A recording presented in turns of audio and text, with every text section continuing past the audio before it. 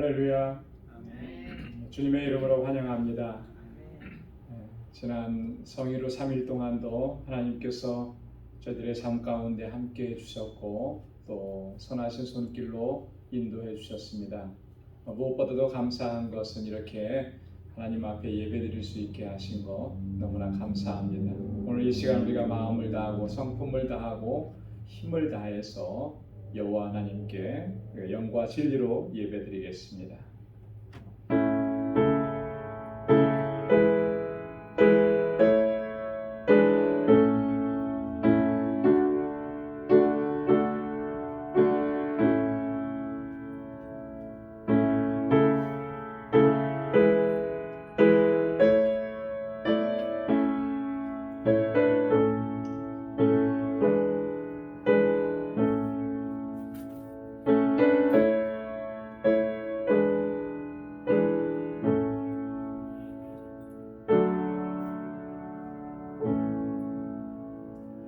내 영혼아 여호와를 송축하라.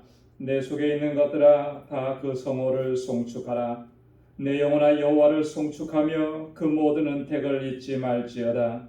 저가 내 모든 죄악을 사하시며 내 모든 병을 고치시며 내 생명을 파멸에서 구속하시고 인자와 긍휼로 관을 씌우시며 좋은 것으로 내 소원을 만족해 하사 내 청춘으로 독수리같이 새롭게 하시는도다. 아멘. 은혜가 풍성하시고 자비로우신 여호와 하나님 아버지, 성일로 지난 3일 동안도 하나님의 크신 은혜 가운데 저희들을 지켜주시고 보호해 주셨다가 오늘 이 저녁에 다시금 주님의 보좌 앞으로 불러주시고 주님께서 베풀어 주신 그 은혜를 기억하며 이 시간 하나님 앞에 예배드릴 수 있게 하심을 감사합니다.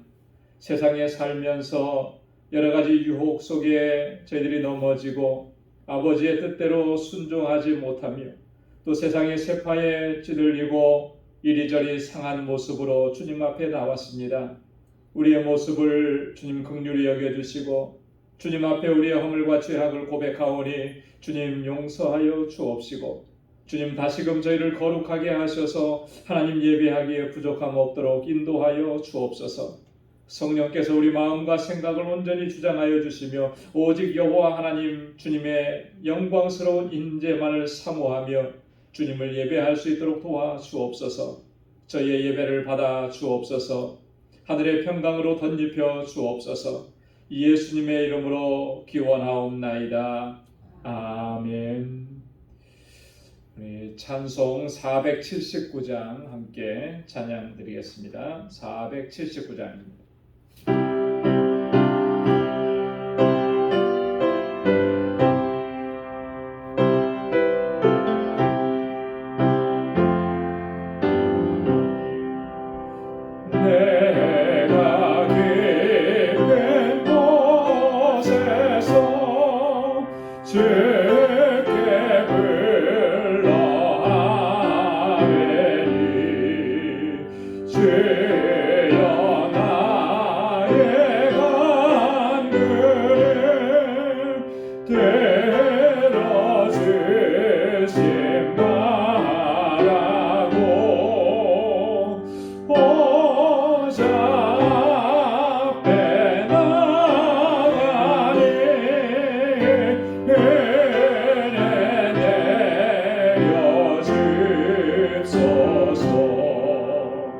죄가 죄를 살피며 내가 내게 서리요 오직 죄만 모든 죄 용서하여 주시니 죄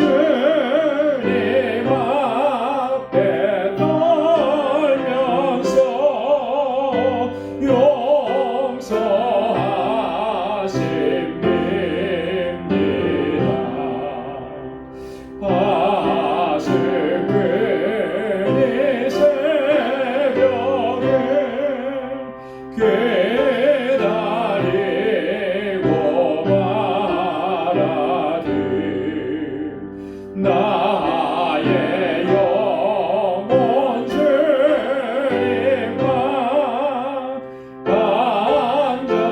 간절하게 바라네. 이스라엘 백성아 주를 바랄지어다.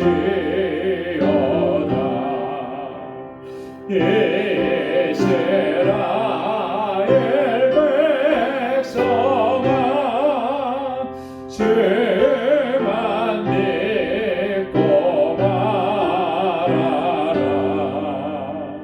주의 기쁘는 종에 우리 구원이 있으니 변함없는 주님만 믿고 기다릴지라. 일절요. 내가 깊은 곳에서 주께 불러하리니 주여 나의 간구를 들어주신 바라고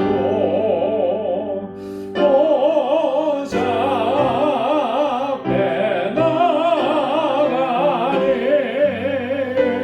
은혜 내려주소서. 아멘. 주님께서 이 예비하신 은혜로 가득히 채워주실 줄로 믿습니다.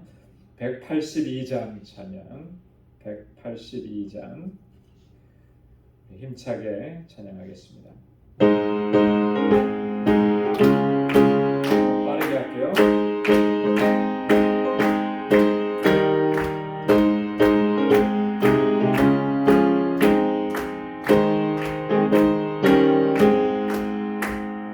구주의 십자가 보혈로 죄 씻음 받기를 원하네. 내 죄를 씻으신 주의 이름 찬송합시다. 찬송합시다.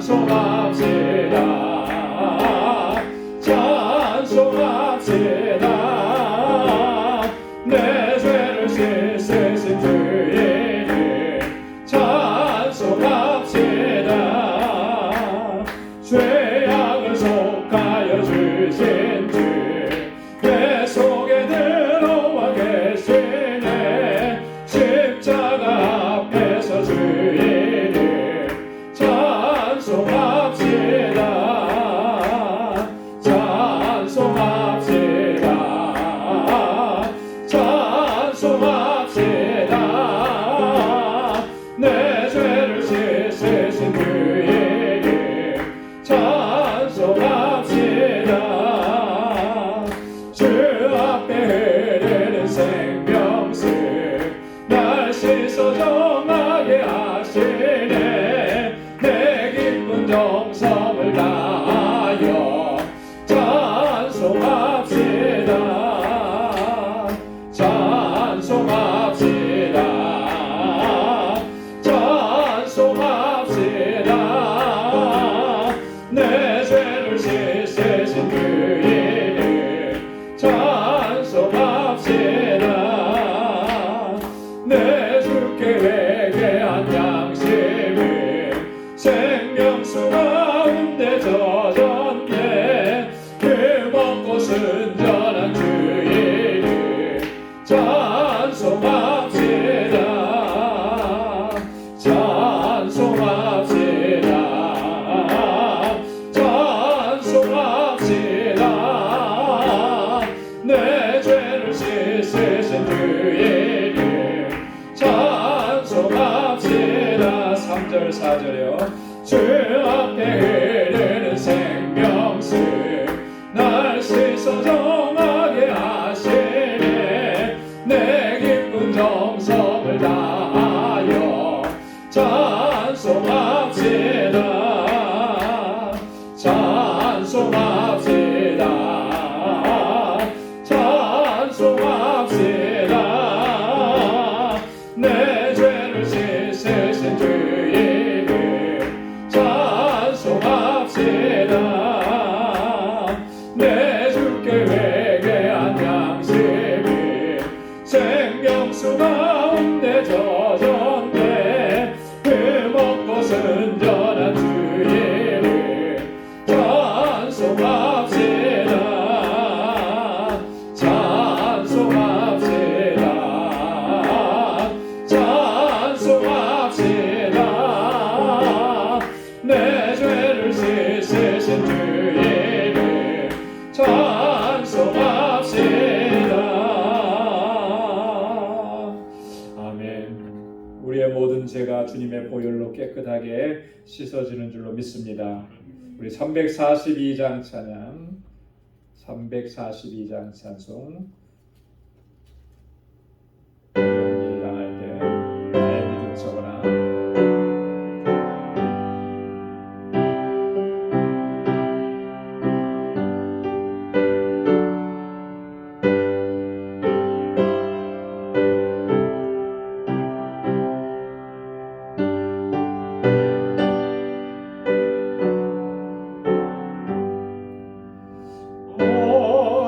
어려운 일 당할 때 나의 믿음 적으나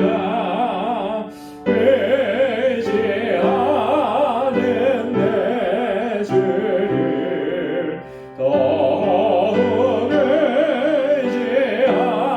의지합니다 세월 지나갈수록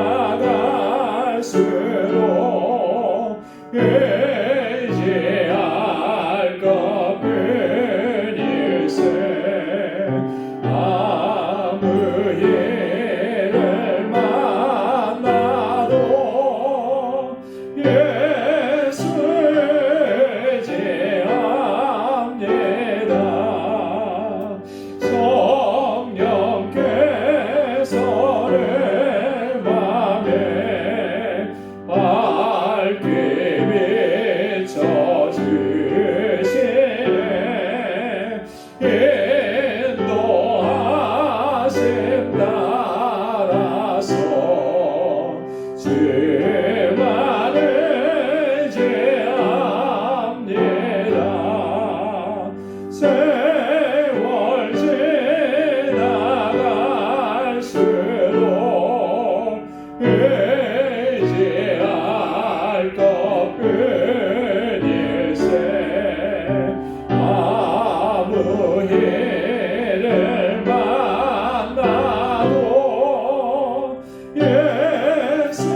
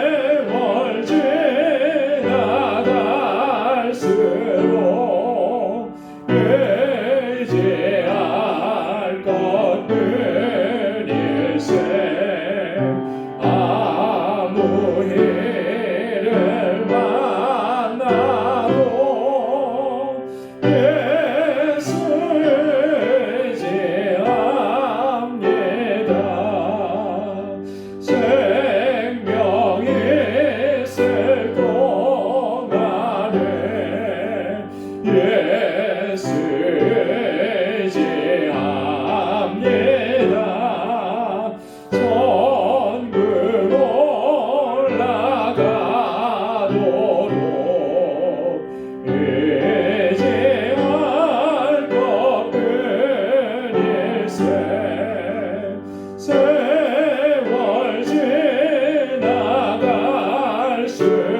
지나갈수록 의지할 것은 일세 아무 일을 만나도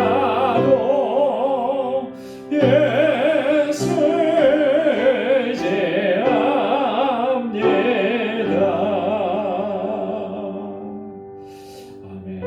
어떤 일을 만나든지 무슨 일을 만나든지 주님 의지하고 주님께 모든 것을 맡기면 주님의 주시는 능력으로 승리하게 되는 줄로 믿습니다. 오늘 이 시간 다 같이 우리 마음을 같이 해서 통성으로 하나님 앞에 기도하겠습니다. 우리의 어려움, 우리의 연약함, 우리의 눈물, 우리의 고통, 우리의 안타까운 모든 것들 다 이 시간 주님 앞에 내려놓고 하나님의 도우심을 구하는 우리 모두가 되기를 원합니다. 이 시간 가지고 나온 기도의 제목 주님 앞에 다 내려놓고 하나님 앞에 간구하고 부르짖기를 바랍니다. 또한 우리 주님께서 세워주신 방주재단과 우리 믿음의 귀한 일꾼들 주의 종들과 또 이 재단에 속한 모든 하나님의 권속들 주님께서 함께 해주시기를 간절히 간구하고 특별히 우리 지체들 가운데 육신적으로 연약한 분들이 있습니다. 수술받고 또 회복 중에 있는 우리 귀한 지체들이 있습니다. 하나님의 손길로 만져주시고 치료해 주시기를 위해서 같이 기도해 주시고 이곳에서 자라나는 어린 심령들을 위해서 같이 기도해 주시고 또한 선교사님들을 위해서 특별히 우리 알라메다 방주교회를 위해서 또 우리 전 세계에 흩어져 있는 모든 주의 종들을 위해서 이 시간 다 같이 통성으로 함께 하나님 앞에 간구하겠습니다. 하나님 아버지 감사합니다. 오늘 이 저녁에도 저희들을 이렇게 사랑하셔서 은혜의 자리로 불러주시고 주님을 찬양하게 하시고 주님께 예배드리게 하심을 감사합니다.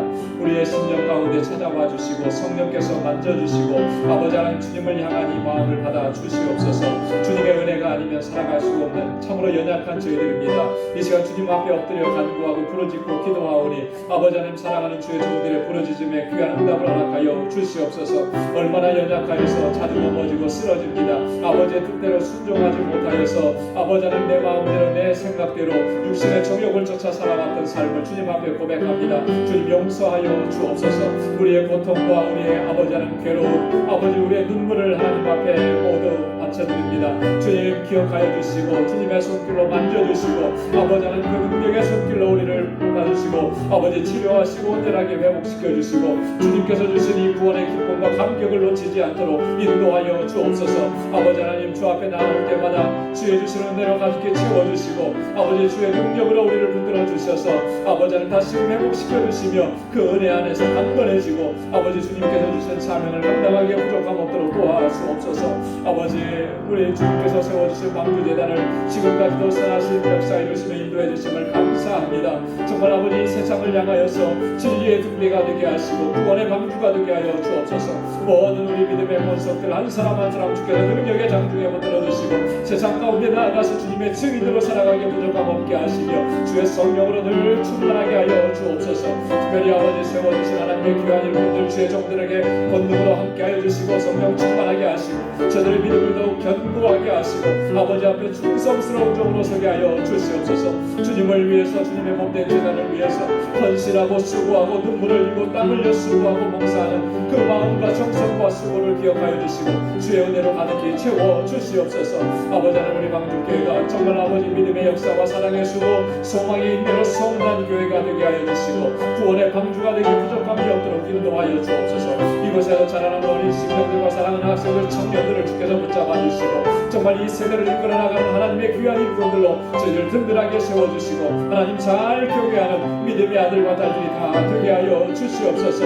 아버지 하나님 특별히 세계 곳곳에서 주의 복음을 증가하는 우리 선교사님들과 특별히 알라메다 방주교회를 기억하여 주시고 아버지 하나님 이 재단을 위해 주님께서 능력으로 함께하여 주시고 세우신 주님의 몸된 교회가 그 지역을 아버지 변화시켜 나가며 아버지 구원의 복음을 전하기에 부족함 없게 하시고 우리 정덕수 선교사님과 그곳의 모든 사역자들을 위해 하나님께서 권능으로 함께하여 주시옵소서. 지금도 아버지 세계 곳곳에서 아버지의 죽음의 땅을 향하여 나아가 주의 말씀을 증거하고 주의 복음을 증거하고 생명의 말씀을 전하는 주의 종들과 늘 함께하여 주옵시고 아버지 우리 방주교회가 정말 아버지 선교의 사명을 잘 감당할 수 있도록 도와주시옵소서.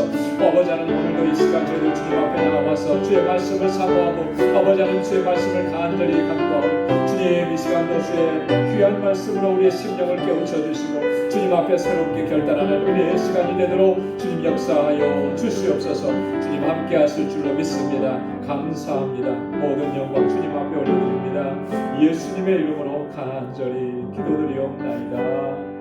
아멘. 할렐루야. 주님께서 우리의 모든 간구에 선하신 응답을 허락해 주실 줄 믿습니다. 오늘 함께 묵상할 하나님의 말씀 이 시간 함께 교독하도록 하겠습니다. 사도행전 8장 26절에서 40절까지 말씀입니다. 사도행전 8장 26절에서 40절까지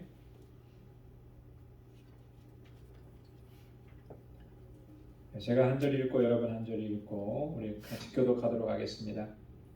주의 사자가 빌립더러 일러 가로되 일어나서 남으로 향하여 예루살렘에서 가사로 내려가는 길까지 가라 하니 그 길은 광야라.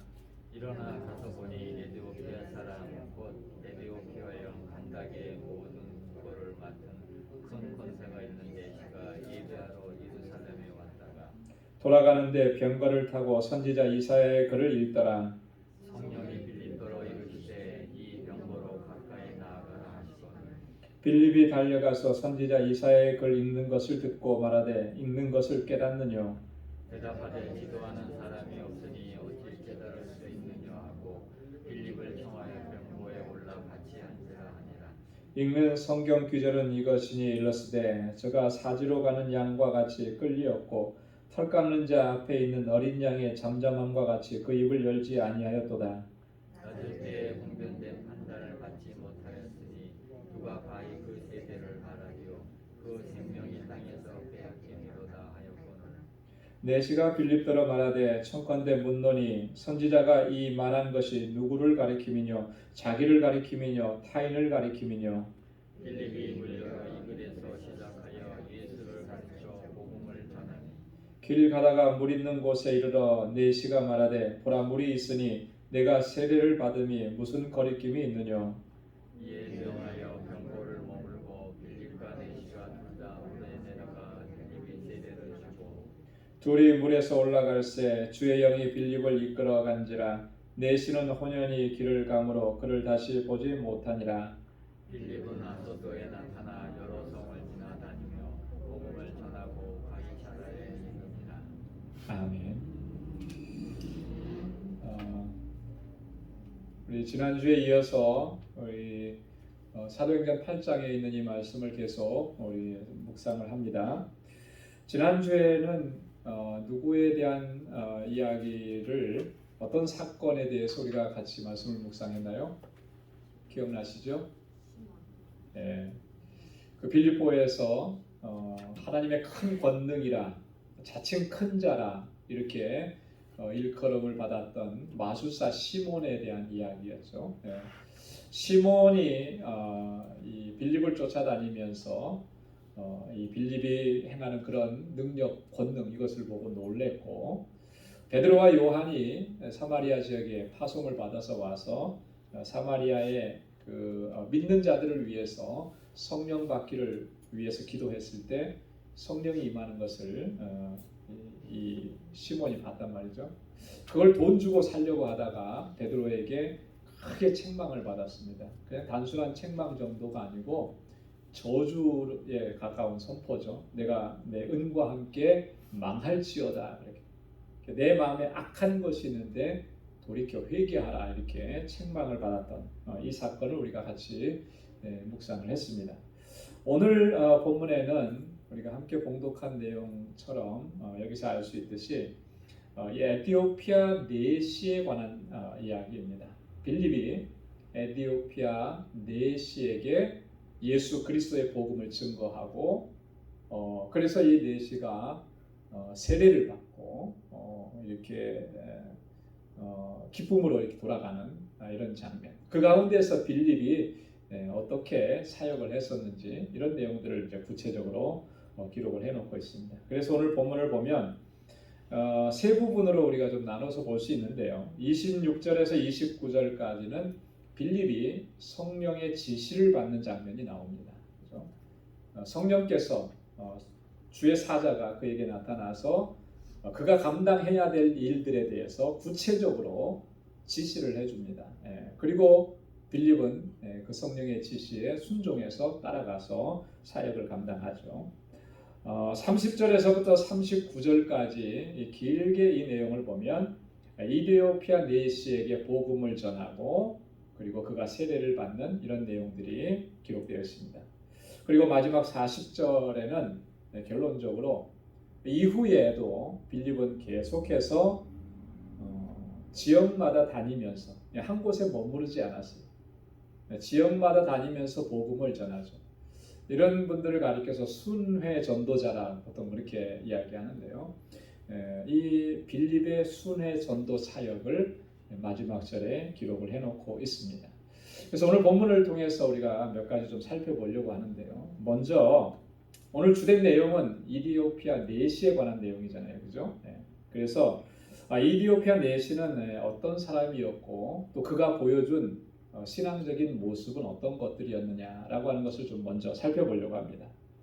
자, 이디오피아 내시는 인적 사항이 어떻게 되냐면요. 오늘 27절 말씀에 보니까 에디오피아 여왕 간다게의 모든 국고를 맡은 큰 권세를 가진 자라 이렇게 설명을 하고 있습니다. 한 나라의 국고를 맡은 큰 권세 있는 자, 이 사람이 바로 이디오피아 내시. 근데 오늘 본문에는 이름은 밝혀지지 않았어요, 그죠? 이름이 뭔지는 잘 모릅니다. 하여튼 이런 사람이었다라고 하는 거예요. 에디오피아라고 하는 지역은 어디에 있는 땅인가요? 아프리카 지역이죠. 아프리카 지역. 지금도 에디오피아라고 하는 이름으로 그 나라가 있습니다.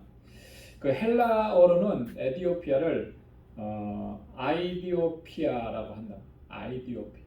그 의미가 뭐냐면 검게 탄 얼굴이라는 그런 의미라. 그러니까 흑인들의 모습을 이제 얘기하는 거죠. 애굽에서 더 밑에 남쪽으로, 그래서 나일강 상류 지역의 넓은 지역을 이렇게 국토로 하는 그런 나라. 역사적으로 보면 구스족의 그 후손들이 세운 나라가 바로 에디오피아다 이렇게 알려져 있습니다. 여기 보면은 에디오피아 여왕 간다게라 그랬잖아요, 그죠? 이 에디오피아는 주로 여왕들이 이제 모계 사회여서 여왕들이 통치하는 그런 나라였다고 합니다. 그리고 간다게라고 하는 이름이 나오죠, 그죠?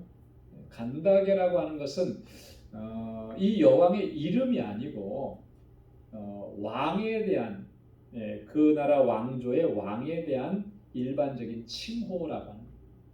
이게 무슨 말씀이냐면 이런 거예요. 여러분 애굽의 왕들을 가리켜서 뭐라 그래요? 애굽 왕들. 바로. 어떤 분은 이제 바로 하니까 바로가 사람 이름이라고 생각하는 경향이 있는데 사람 이름이 아니에요. 바로라고 하는 것은 왕에 대한 칭호입니다. 여러분 몽골 지방의 몽골의 왕들, 황제들을 뭐라 그러죠? 칸이라고 그래요. 칸, 그죠? 징기스 칸 그러죠. 징기스 칸 할 때 그 칸은 징기스 왕이라는 황제라는 그런 뜻이거든요. 그래서 여기서도 간다게라고 하는 것은 그런 이름입니다. 옛날에 뭐 우리나라 조선시대 왕들 보면 다 어떻게 뒤에다 뭘 붙였죠? 조자, 그죠? 뭐 또 종자, 뭐 이런 걸 붙였잖아요, 그죠? 태조, 세종, 뭐 이렇게 그렇게 뒤에 이제 붙이는 그런 왕에 대한 칭호, 이것이 이제 간다게라고 하는 거고요. 자, 근데 이 사람이 보니까 국고를 감당을 했다는 거예요. 국고라고 하는 것은요, 한마디로 말하면 이 그 한 나라의 재산을 얘기하는 거예요, 그죠? 재무장관 같은 거죠, 그죠? 그러니까 이 한 나라의 모든 이 돈에 관한 거는 다 담당하는 최고의 자리에 있는 사람, 이런 사람이 바로 이 본문에 나오는 바로 그 내시 이 사람이었다라고 하는 거죠. 근데 이 사람은 내시였다 이렇게 본문에 기록을 하고 있고요. 인적 사항으로 보면 대충 본문에서 기록한 게 이런 내용입니다. 그런데 여기 뭐 인적 사항이 중요한 게 아니고요. 정말 중요한 건 뭐냐면 본문에서 기록하고 있는 그의 신앙적인 측면들이에요. 신앙적인 내용. 그가 신앙인이었다라고 하는 거예요. 자, 에디오피아에서 왔는데 이 사람이 하나님을 경외하는 사람입니다. 뭔가 좀 이상하지 않아요? 이스라엘로부터 굉장히 멀리 떨어진 나라인데 애국보다도 더 남쪽에 있는 나라인데 이 사람이 하나님을 섬기는 사람이에요. 오늘 본문에 뭐라 그랬습니까? 27절에 예루살렘에 왜 왔다 그랬어요? 예배하러. 하나님 예배하러 왔다 그랬거든요. 그냥 뭐 사절단으로 온 거 아니고 하나님 예배하기 위해서 왔다라고 했거든요. 근데 에집트에 있는 사람입니다. 에집트보다 밑에 있는 사람, 에디오피아에 있는 사람이고 넷이었고 추측건데 이 사람은 흑인이었을 거란 말이죠. 그 사람이 어떻게 하나님을 믿게 되었을까? 하나님을 알게 되었을까? 굉장히 궁금하죠. 뭐 여기에는 어떠한 증거나 거기에 대한 설명이 하나도 없어요. 그래서 어떤 분들은 뭐 이렇게 이상한 전설 같은 얘기도 많이 하고 하는데 전설이라는 게 뭐냐면 이런 거예요. 솔로몬 왕 시대 때 누가 찾아오죠? 스바 여왕이 찾아오죠. 근데 이 스바 여왕이 솔로몬을 아련하고 가서 솔로몬의 아들을 낳았다는 거예요. 그래가지고 이 아들이 나중에 아프리카 쪽으로 건너가서 유대인들을 이렇게 모아가지고 아프리카에 건너가서 거기서 나라를 세운 게 바로 에티오피아다. 이런 얘기를 하는 사람들이 종종 있는데 이거는 검증된 것도 없고 확인될 것도 없고 아무것도 없어요. 그저 전설처럼 지어낸.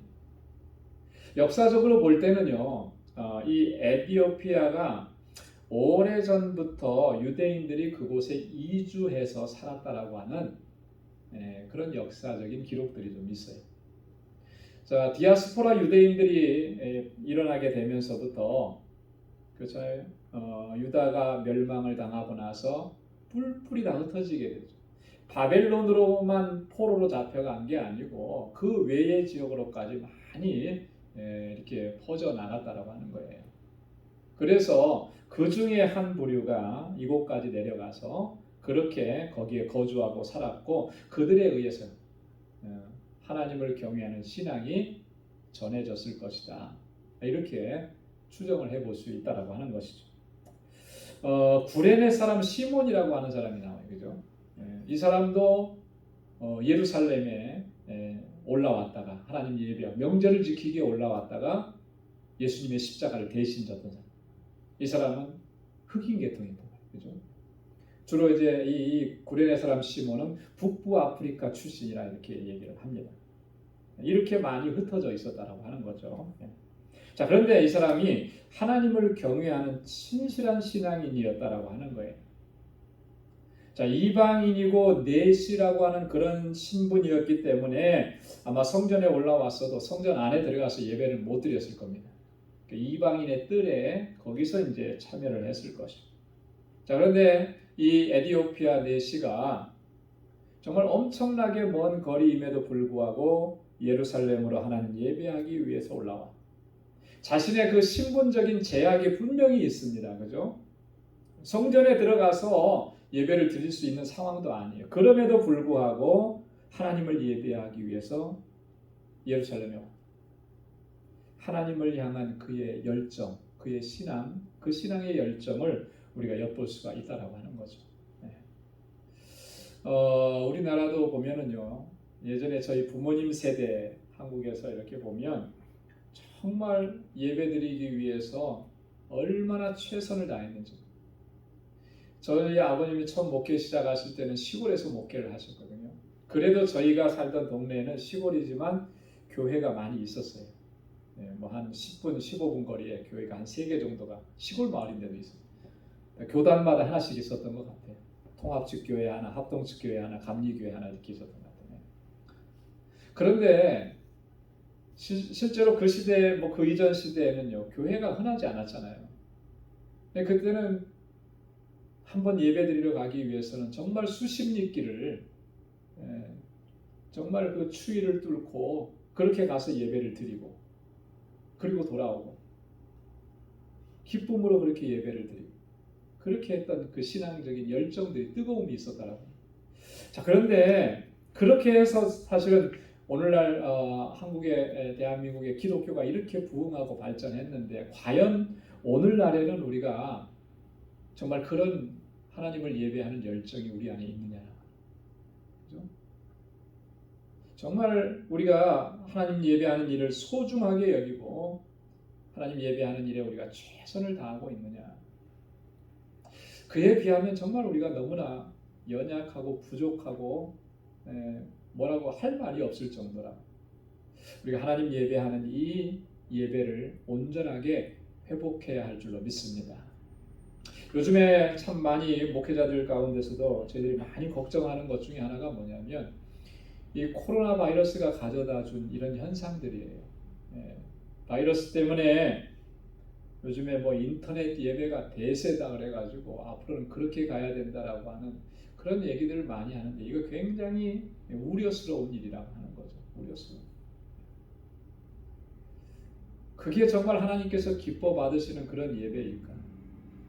어쩔 수 없는 상황에서 우리가 정말 최후의 수단으로 선택한 것이었지만 여러분 이게 길어지고 하니까 우리의 마음속에 정말 하나님께 대한 예배에 그 소중함을 잃어버리고 정말 최선을 다해서 하나님 예배하는 이런 모습이 점점 약해지고 있다.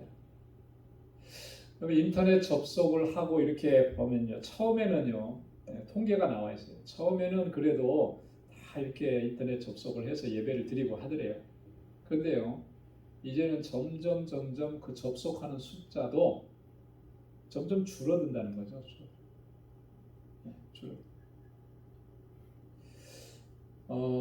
그만큼 우리가 예배에 소홀해지고 있다라고 하는 거예요. 여러분 이게 바로 지금 뭐 한 5개월 이렇게 갔는데 이 정도인데 여러분 이게 1년 간다고 생각해 보십시오. 어떻게 되겠습니까? 이제는 무감각해져 버리게 돼요. 그것처럼 위험한 게 없다라고 합니다. 여러분 우리 안에 정말 하나님을 예배하기 위한 그 열정이 다시금 뜨겁게 되살아나야 할 줄로 믿습니다.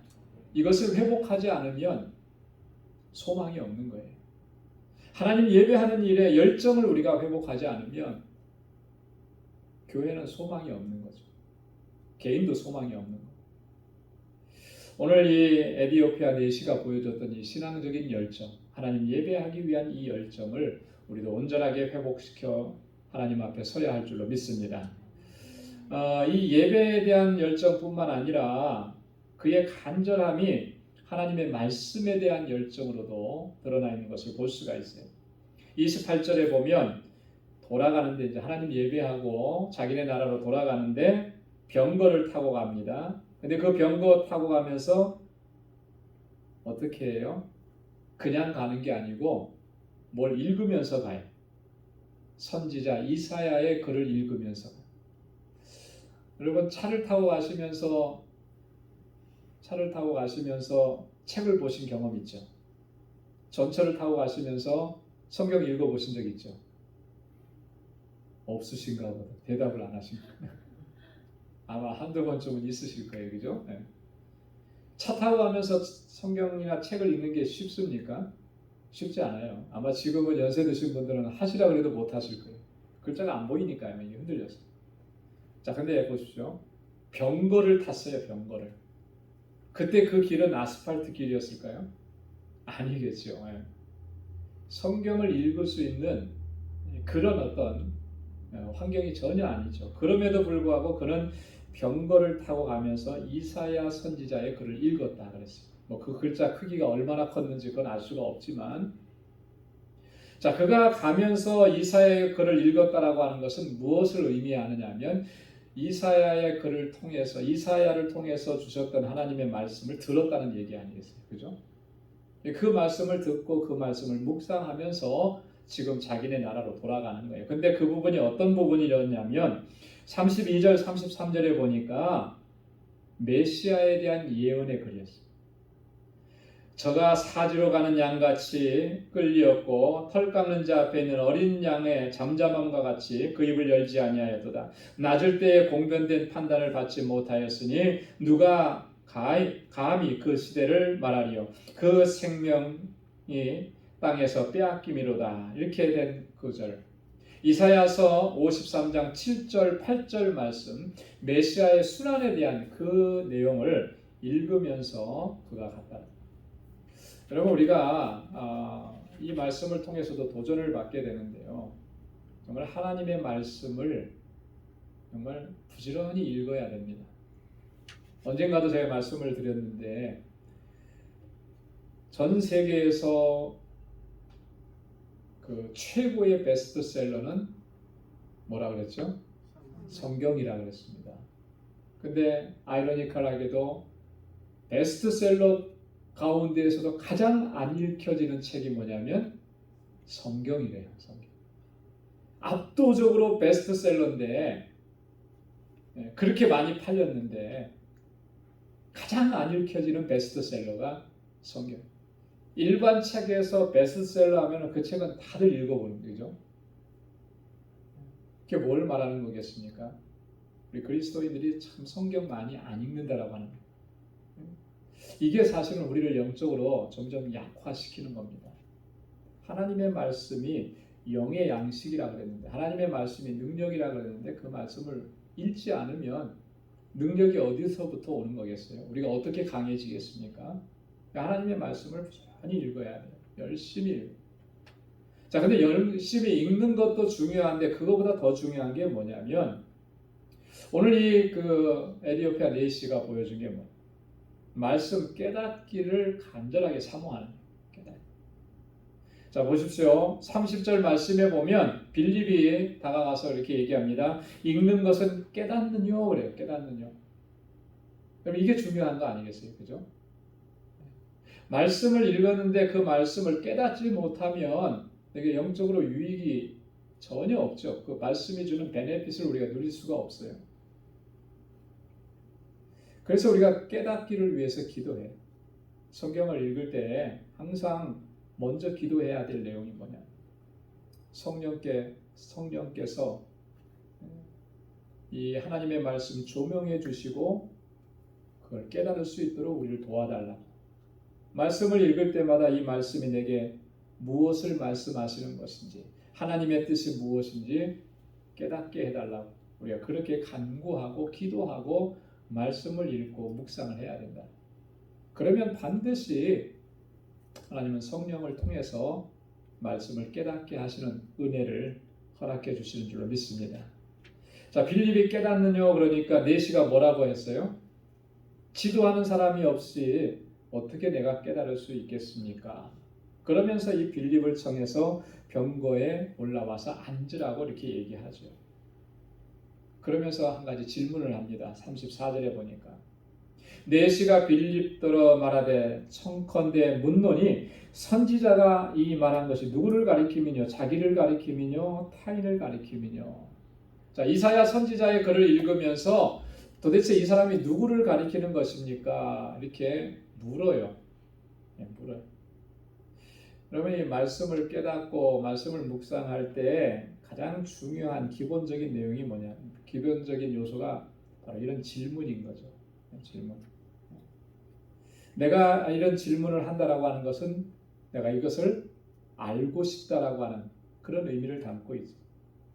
질문이 없으면 이 말씀에 대한 읽어 나가면서 질문이 없으면 사실 참된 온전한 묵상을 하기가 힘들어요. 그래서 큐티하고 할 때 가장 기본적이고 가장 중요한 요소가 뭐냐면 질문이죠. 질문. 네. 이 내용의 이 말씀이 무엇을 의미하는가? 오늘 나에게 어떤 말씀을 주시는 것인가? 끊임없이 질문을 해야 해요. 자, 그러니까 오늘 이 내시는 보니까요. 하나님의 말씀을 읽으면서 또 그 말씀 깨닫기를 간절하게 사모하고 이런 열정을 가지고 있었다. 오늘 우리가 말씀을 대할 때 정말 이런 자세가 우리에게 필요한 줄로 믿습니다. 정말 말씀을 읽으면서 그 말씀이 깨달아져야 되는 거죠. 1년에 뭐 성경을 1독, 2독, 많이는 뭐 10독 뭐 이렇게 많이 해도 많이 읽은 것을 자랑하는 것은 그건 큰 의미가 없어요. 그렇죠? 아니 아예 별 의미가 없어요. 물론 많이 읽으면 좋죠. 하지만 그 말씀에 무슨 의미가 있는지, 나에게 무슨 말씀을 해주시는지를 깨닫고 적용시키는 것이 너무나 중요하다라고 하는 거죠. 자, 이 내시의 모습에서 또 하나 우리가 찾아볼 수 있는 열정은 뭐냐면요. 36절에 보니까 빌립을 통해서 말씀을 다 듣고 나서 뭐라고 얘기해요? 세례를 자청해요. 나 세례 받게 해달라. 내가 세례를 받으면 무슨 거리낌이 있겠습니까? 이렇게 얘기하는 거예요. 자, 말씀을 듣고 그 말씀이 다 믿어졌습니다. 그 믿어지고 나니까 이제 내게 세례를 베풀어 주십시오. 이렇게 얘기하는 거죠. 자, 세례를 베풀어 달라고 하는 이 말의 의미는 그 전에 이 빌립이 뭘 얘기했다는 것을 전제하느냐면 예수님의 가르침을 따라서 세례에 대한 말씀을 전했다라고 하는 것을 전제하고 있는 것이죠. 그죠? 세례에 대한 얘기가 전혀 없었는데 나에게 세례 주십시오. 이렇게 얘기했겠어요? 아니죠. 세례의 의미가 무엇인지에 대해서 빌립을 통해서 그가 들었다라고 하는 거예요. 우리가 잠시 추정을 해본다면 아마 빌립이 그런 얘기를 했을 수도 있을 거예요. 예수님께서 마지막에 제자들에게 주셨던 말씀, 너희는 가서 모든 족속으로 제자를 삼고 아버지와 아들과 성령의 이름으로 뭐를 주라? 세례를 베풀라.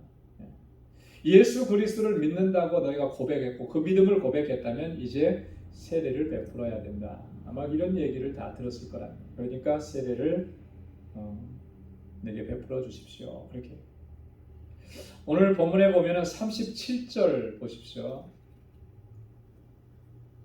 뭐라고 되어 있죠? 없음이라고 되어 있어요. 37절은 없음 되어 있습니다. 여러분 좀 성경에 보면 간혹 가다가 없음 이렇게 표시된 거 있죠. 좀 이상하지 않아요? 성경인데 왜 없을까? 이 없음이라고 표시된 것은요 이런 거예요. 우리가 지금 가지고 있는 한글 성경은 이 구약 성경과 신약 성경의 원본에서 필사한 사본이 있습니다. 자, 원본은 한 권이겠죠, 그죠? 그리고 그것을 옛날에는 다 필사를 했어요. 그러니까 사본이 이제 많은 거죠. 그대로 필사를 한 거예요. 자, 그런데 이게 보관되면서 유실된 부분들이 나옵니다. 원본은 지금 어디 있는지 알 길이 없어요. 근데 사본들 가운데서 이제 찾아진 건데 가장 그래도 정말 온전하게 말씀을 그대로 우리에게 증거해주고 있다고 하는 사본들이 몇 개들이 있어요. 자, 그런 사본들에 보니까 요 37절이 이렇게 좀 훼손이 된 거예요. 그래서 이것을 옮길 수가 없게 된 거죠. 그래서 이 부분을 없음이라 표시를 해놨다. 자, 그런데 정통적으로 중요하게 다루어지지 않은 다른 사본들이 또 있어요. 좀 많이 이제 그래서 그거는 인정을 해주지 않는 사본들이죠. 근데 그런 데는 보면 37절이 기록이 돼 있다 그럽니다. 제가 직접 찾아본 게 아니고 학자들이 이렇게 얘기를 하니까. 자, 그런데 거기 보면은 어떤 내용으로 기록이 되어 있냐면 이렇게 기록되어 있다 그래요. 빌립이 말하되 내가 마음을 온전히 하여 믿으면 구원을 얻으리라. 그가 대답하여 가로되 내가 예수 그리스도께서 하나님의 아들인 줄 믿노라. 자, 내게 세례를 베풀어 달라고 얘기했고 그 다음에 이제 빌립이 그러면 이 내시의 신앙 고백을 받는 거죠. 뭐라고 얘기했습니까? 내 마음을 온전히 하여 믿으면 내가 구원을 받을 것이다. 그랬더니 이 내시가 대답하는 거예요. 내가 예수 그리스도께서 하나님의 아들이신 줄 내가 믿노라. 사실 이 내시는요 예루살렘에 예배하러 올라올 때까지 예수님에 대해서 몰랐단 말이에요. 그죠? 그리고 돌아가는 길에 지금 빌립을 통해서 예수 그리스도의 복음을 받아들인 거예요. 그리고 그 자리에서 내가 믿는다고 고백을 하는, 이 믿음의 고백이 있기 때문에 세례를 베풀 수가 있었다라고 합니다. 여러분, 우리가 예수 그리스도에 대한 신앙 고백이 없으면 세례는 아무 의미가 없는, 베풀 수도 없는 것입니다. 그래서 가장 중요한 것은 우리의 신앙 고백입니다. 베드로가 예수님에 대해서 고백했던 것처럼 주는 그리스도시요 살아계신 하나님의 아들이십니다. 이 고백이 분명해야 세례를 받을 수가 있다라고 하는 것이죠. 그래서 이 내시의 이 신앙적인 열정을 보면 참 이렇게 아주 뛰어났다라고 하는 것을 볼 수가 있는데요. 오늘 우리가 모든 면에서 하나님을 섬기고 하나님 예배하고 또 주님께서 맡겨주신 사명을 감당할 때 우리가 이러한 열정과 뜨거움을 가지고 주님을 섬겨야 할 줄로 믿습니다. 오늘 세 번째로 좀 묵상하고 싶은 것, 살펴보고 싶은 것은요. 자, 빌립이 복음을 전하는데 그 전도에서 나타난 특징들입니다. 두 가지로 나눠볼 수가 있는데, 첫째는 빌립은 철저하게 성령의 인도하심을 따라서 순종했다라고 하는 것입니다. 오늘 26절과 29절 또 39절에 보면 주의 사자가 빌립에게 말씀하고 성령이 빌립에게 이르시고 또 주의 영이 빌립을 이끌어갔다, 이렇게 기록을 하고 있습니다. 빌립의 사역은요, 빌립이 혼자서 자기 의지를 가지고 자기가 결단해서 이렇게 사역한 게 아니고 철저하게 성령께서 저를 이끌어 가셨다라고 하는 거예요. 여러분, 우리가 주님의 모든 사역들은요, 내 힘으로 하는 거 아니고 내 지혜로 하는 거 아니고 내 의지로 감당하는 게 아니에요. 우리의 의지로 감당하는 일들은요, 오래가지 못합니다. 그렇지 않아요? 조금만 힘들고 조금만 어려운 일이 생기고 또 조금만 시험거리가 오면 그 의지는요, 금방 사그러들어요. 그러나 성령께서 이끌어 가시면, 그리고 성령의 인도하심에 우리가 철저하게 순종하면 아무리 힘들고 아무리 고통스러운 상황이라 할지라도 넉넉히 이겨내고 감당하게 되는 줄로 믿습니다. 그렇기 때문에 우리가 어떠한 일을 감당하든지, 아니 우리 신앙의 여정을 달려갈 때 성령의 인도하심을 구해야 하는 것입니다. 그리고 성령께 온전히 의지하고 순종하면서 나아가야 합니다. 여러분, 사도행전에 보면은 바울의 복음 전파의 그런 내용들을 기록하고 있는데요. 바울은 철저하게 성령의 인도하심을 따랐던 사람입니다. 성령께서 이리 가라 하면 이리 가고 저리 가라 하면 저리 가. 바울이라고 왜 내 의지가 없었겠어요? 내 계획이 왜 없었겠습니까? 자기의 계획이 분명히 있죠. 그러나 성령께서 그걸 막으시면 더 이상 안 가는 거예요. 이쪽으로 가라 그러면 방향을 틀어서 그리 가는 겁니다. 이렇게 철저하게 바울이 순종했던 모습이 잘 드러나는 게 바로 사도행전 16장 6절에서 10절까지 있는 말씀이에요. 바울이 마게도냐 지역으로 가서 복음을 전하게 됐을 때 그 과정을 인도하시는 것이 성령께서 구체적으로 그를 지시하시고 이끌어간다. 바울은 아시아 지역에 가서 복음을 전하고 싶었지만 성령께서 그걸 막았어요. 그러니까 그 다음에는 비두니아 지역으로 가서 복음을 전하려고 했는데 그것조차도 막았어요. 성령께서 꿈에 환상으로 보여주셔서 마게도냐 사람들이 나타나서 건너와서 우리를 도우라, 이런 환상을 보여주시니까 성령께서 이렇게 우리를 인도하시는 거예요. 순종하고 나아가죠. 이 마게도냐 지역이라고 하는 것은 유럽으로 들어가는 그런 관문입니다. 그리고 이 마게도냐 지역의 첫 성읍이 뭐냐면 빌립보라고 성이에요. 그래서 바울은 거기에 가서 복음을 증거하고 빌립보 지역에서 귀한 사역자 한 사람을 얻잖아요. 그 사람이 누구였습니까? 자주장사 루디아라고 하는 사람을 만나게 돼요. 사도행전은 그래서 성령행전이다 이렇게 부르기도 합니다. 여러분, 고린도전서 2장 4절에 보면 바울이 이렇게 고백한 내용이 있습니다. 뭐냐면 내 말과 내 전도함이 지혜의 고라는 말로 하지 아니하고 다만 성령의 나타남과 능력으로 하여, 이렇게 고백합니다. 바울은요, 자기는 겸손하게 말할 줄 모르고 뭐 이렇게 얘기했는데 결코 그가 말할 줄 모르는 그런 사람이 아니었죠. 지식적인 면에서 봐도 당대의 최고의 지식인이었고요. 정말 그가 자신이 가지고 있는 그런 지혜, 지식을 가지고 이야기하라고 해도 충분히 다 할 수가 있었어요. 그죠? 다른 사람을 설득시킬 수도 있었고 그런 능력이 충분히 있는 사람입니다. 자, 우리가 그런 능력이 있으면 어떻게 하겠습니까? 그거 많이 의지하겠죠. 그게 아니라는 거죠. 바울은 그렇게 얘기합니다. 다만 성령의 나타남과 능력으로 모든 일들을 감당하려고 한다. 이게 중요한 것입니다. 성령께서 우리와 함께 하시고 그 권능으로 붙잡아 주실 때 우리는 어떠한 사역이든지 감당하게 될 줄로 믿습니다. 빌립에게 있어서 또 하나 특징은 뭐냐면 그는 복음을 증거할 때 다른 거 얘기하지 않았다라고 하는 거예요. 오직 예수 그리스도만을 증거했다라고 하는 것입니다. 이게 복음의 핵심이라는 거예요. 지난주에도 말씀을 드렸잖아요. 복음의 핵심은 뭐냐? 예수 그리스도라고 합니다. 그래서 사도행전 8장 5절 지난번에 말씀 나눴는데 빌립이 사마리아 성에 내려가서 그리스도를 백성에게 전파하니 그리스도를 전파했습니다. 여러분 그리스도라고 하는 말의 의미가 뭐였습니까? 구원자라고 하는 뜻이잖아요. 그죠? 네. 구약의 언어인 히브리어로 말하면 메시아라고 하는 뜻입니다. 우리를 구원하는 예수가 그리스도이심을 증거했다라고 합니다. 또 12절 말씀에도 보면 하나님 나라 및 예수 그리스도의 이름에 관하여 전도한다. 네. 하나님 나라 전하고 예수 그리스도를 증거했다.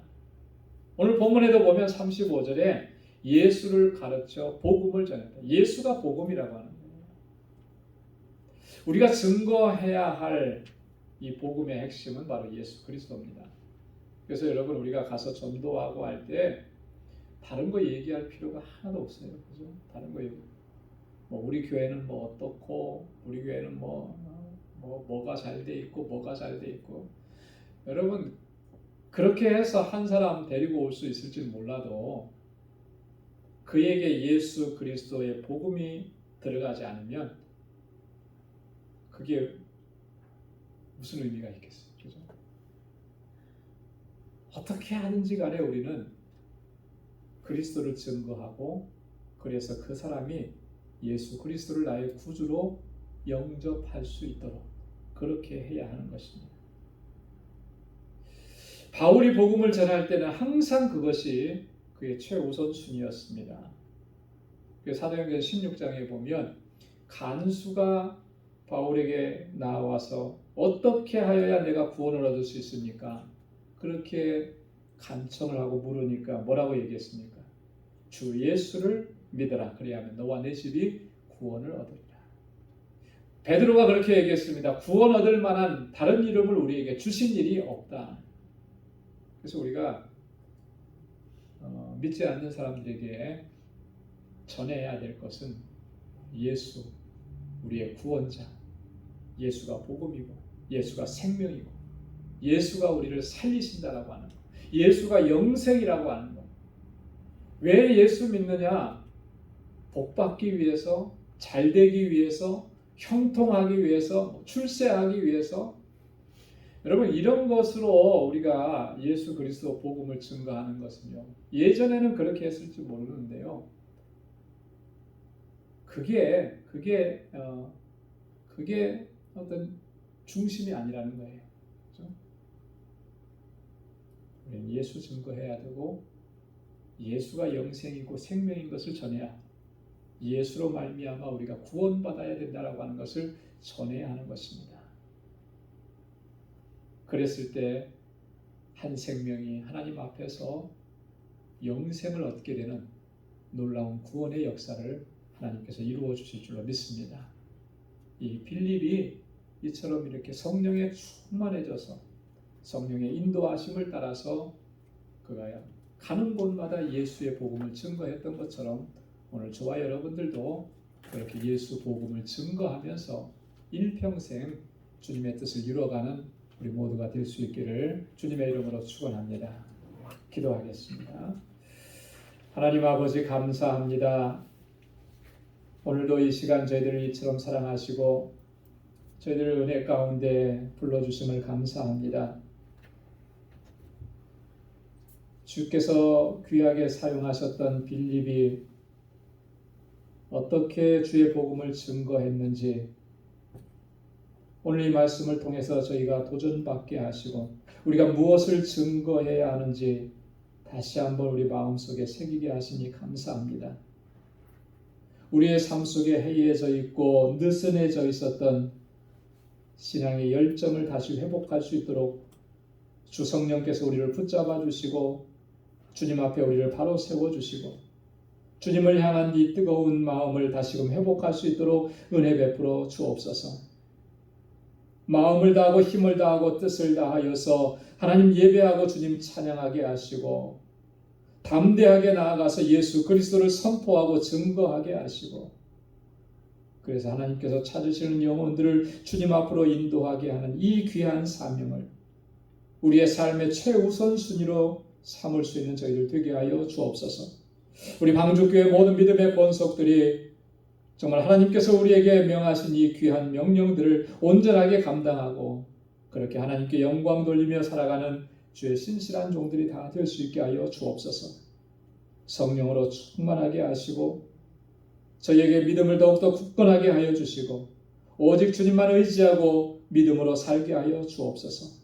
우리 방주의 모든 믿음의 권속들 한 사람 한 사람 또 저들의 가정에 주님의 은혜와 주의 평강으로 덧입혀 주시고 언제나 주님의 은혜 안에서 강건하고 승리의 삶으로 주님께 영광 돌릴 수 있도록 인도해 주옵시고 오늘 이 저녁에도 주님의 주시는 평강을 누리게 하여 주시고 날마다 주의 주시는 능력 안에 주님께 영광 돌리고 승리의 삶을 살아가는 주의 신실한 백성들 다 되게 하여 주옵소서.